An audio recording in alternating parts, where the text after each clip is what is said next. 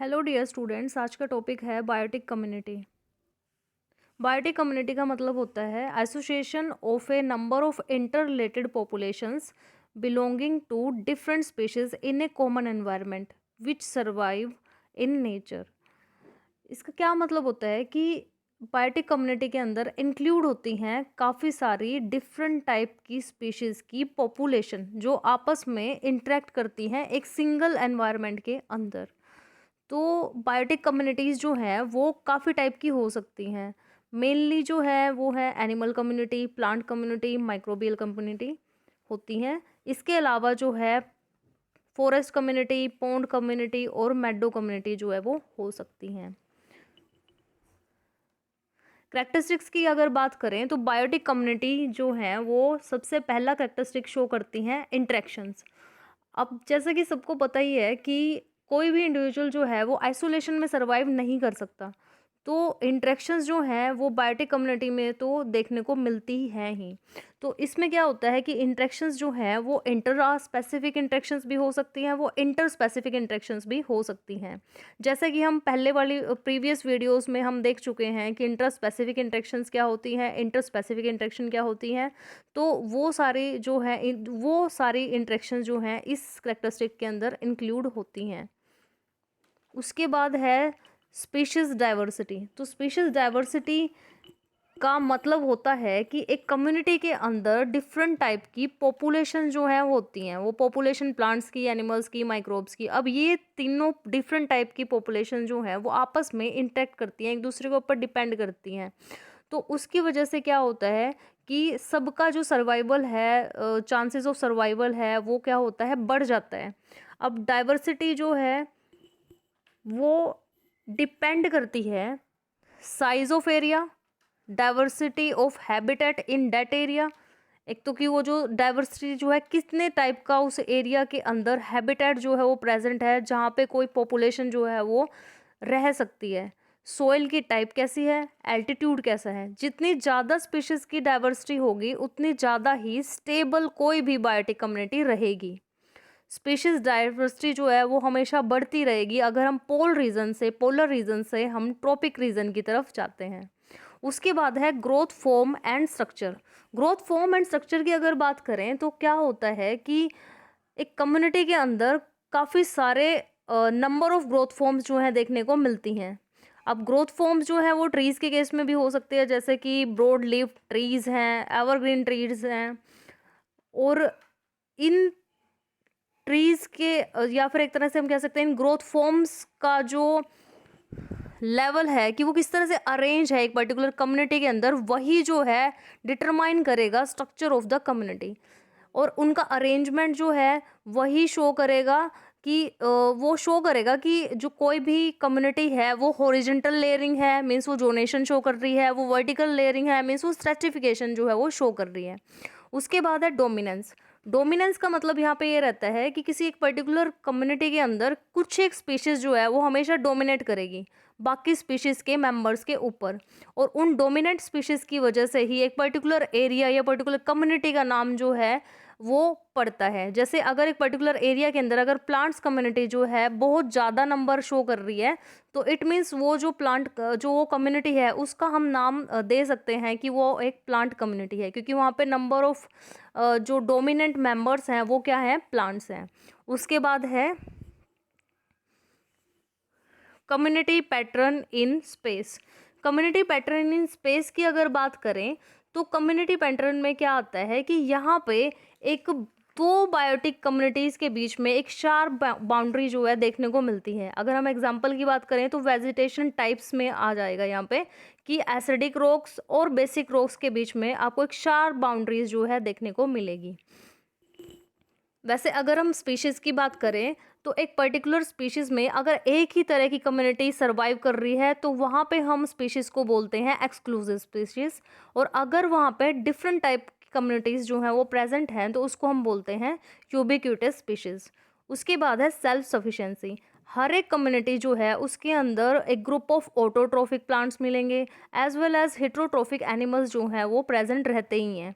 तो अब ये जो ऑटोट्रॉफिक प्लांट्स हैं और हेटेरोट्रॉफिक एनिमल्स हैं वो एक कम्युनिटी को सेल्फ सफिशिएंट कम्युनिटी जो है वो फॉर्म करते हैं। उसके बाद है बायोटिक स्टेबिलिटी। बायोटिक कम्युनिटी जो है वो बनी होती है एक large very diverse type of population से। अब पॉपुलेशन में यहाँ पे प्लांट पॉपुलेशन हो सकती है, एनिमल पॉपुलेशन हो सकती है और माइक्रोब पॉपुलेशन हो सकती है, जो टैक्सोनॉमिकली तो एक दूसरे से डिफर करते हैं, लेकिन आपस में मिल के आपस में इंटरेक्ट करके एक पर्टिकुलर बायोटिक स्टेबिलिटी जो है एक कम्युनिटी को प्रोवाइड करते हैं।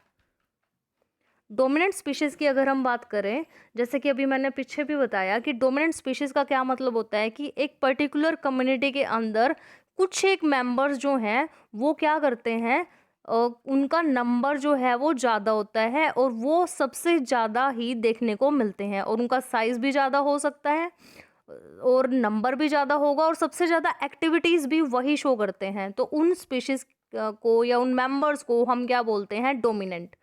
तो डोमिनेंट की जगह हम यहाँ पे फाउंडेशन स्पीशीज भी यूज़ कर सकते हैं और इकोलॉजिकल डोमिनेंट भी वर्ड यूज़ कर सकते हैं। और इनका सिग्निफिकेंस क्या है कि ये मॉडिफाई करते हैं एक पर्टिकुलर लोकल पॉपुलेशन, एक पर्टिकुलर एरिया की, और साथ में जो है ये एक्ट करते हैं एक major source of energy flow. Keystone species की बात करें तो कीस्टोन स्पीशीज जो है फंक्शन तो सेम ही करेंगे जैसे डोमिनेंट स्पीशीज कर रही थी, लेकिन इनका जो नंबर है वो कम रहता है। मतलब कीस्टोन स्पीशीज इनका नंबर कम होगा लेकिन फंक्शन ये बिल्कुल डोमिनेंट स्पीशीज की तरह करेंगी। मतलब अगर कीस्टोन स्पीशीज एक पर्टिकुलर कम्युनिटी के अंदर प्रेजेंट है तो वो स्पीशीज जो है वो बायोटिक स्टेबिलिटी शो करेगी, अदरवाइज जो वो कम्युनिटी है वो सर्वाइव नहीं कर पाएगी। तो कीस्टोन स्पीशीज़ का नंबर कम रहता है लेकिन डोमिनेंट स्पीशीज़ का नंबर जो है हमेशा ज़्यादा मिलेगा। उसके बाद अगर हम डिफ्रेंशिएट करें जीनस और कम्युनिटी में, तो जीनस जो है वहाँ पे कोई भी फंक्शनल रिलेशनशिप देखने को नहीं मिलता है, जबकि कम्युनिटी के केस में डायरेक्ट और इनडायरेक्ट फंक्शनल रिलेशनशिप देखने को मिलता है। बायोटिक डिफरेंट अगर हम जीनस की बात करें तो डिफरेंट स्पीशीज़ जो हैं वो एक डिफरेंट जोग्राफिकल एरियाज़ के अंदर वो मिलती है जीनस के केस में, लेकिन कम्युनिटी में क्या होता है कि वो एक कॉमन एनवायरनमेंट के अंदर ही मिलते हैं। मतलब डिफरेंट स्पीशीज़ होंगी और वो सारी की सारी एक सिंगल एनवायरनमेंट में ही मिल जाएंगी। जीनस की बात करें तो different species of A genus have common ancestry.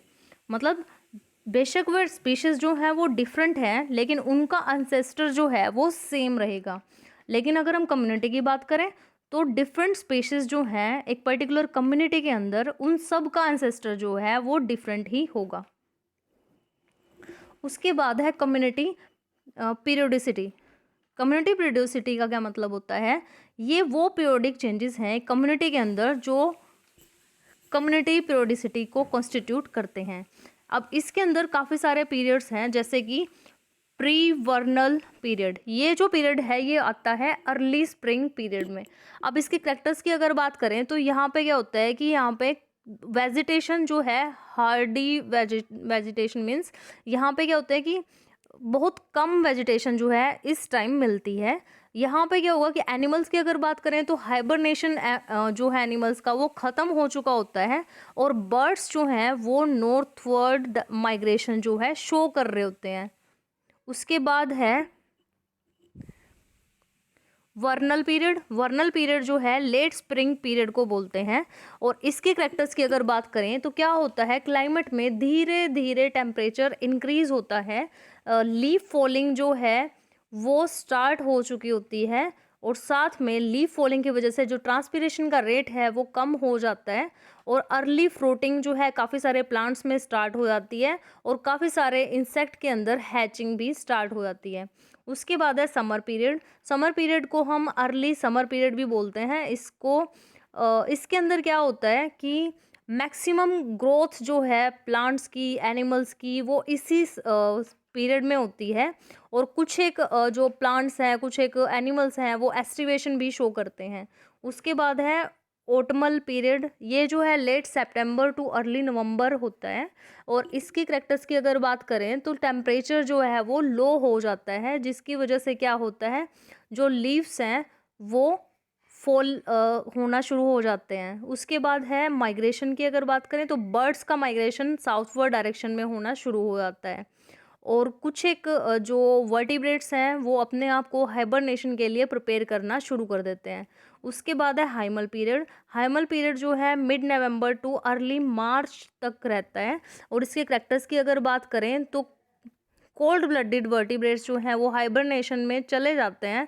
और यहाँ पे क्या होता है कि जो ग्रोथ रेट है वो क्या हो जाता है, कम हो जाता है। आज के लिए इतना ही। Thank you.